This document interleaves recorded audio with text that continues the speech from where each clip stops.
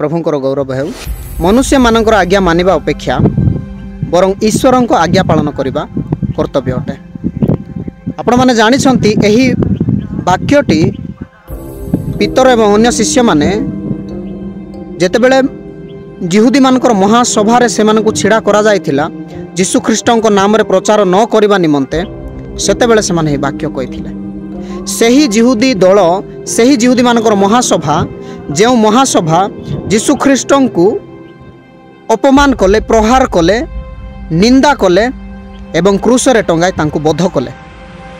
सही महासभार सम्मुख रे शिष्य माने छिड़ा होई अछंती एवं जेतेबेले सेमानंकु कहा जाउछि तुमे माने यीशुंकर नाम रे प्रचार करो नाही, यीशुंकर पुनरुत्थान प्रचार करो नाही, तुमे माने सुसमाचार प्रचार करो नाही, सेतेबेले पितर एवं अन्य शिष्य माने छिड़ा होई कहू अछंती मनुष्य मानकर आज्ञा पालन करबा अपेक्षा परमेश्वरकर आज्ञा पालन करबा कर्तव्य अटे। सही पवित्र आत्मा आम मानंकु मध्य दिया जाय अछि। सही सुसमाचार रो कार्य आम मानंकु मध्य दिया जाय अछि। जो पवित्र आत्मांकर परिचालना रे शक्ति रे से माने साहस पूर्वक जिहुदी मानकर महासभा रे से माने छिड़ा हेबा निमंते सक्षम थिले आज सही पवित्र आत्मा आम मानंकु मध्य दिया जायछि।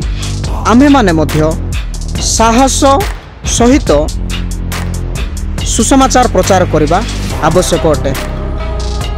मनुष्य माने जेतेबेले कहंती सुसमाचार प्रचार करो ना, तुम्हें यीशुंक विषय रे कह ना, किंतु यीशु ख्रीष्ट जे स्वयं जीवित परमेश्वर अटंती से आम को आज्ञा करि अछंती एबे मध्य आज्ञा करंती जे आमे माने तांकर सुसमाचार प्रचार करबा कर्तव्य।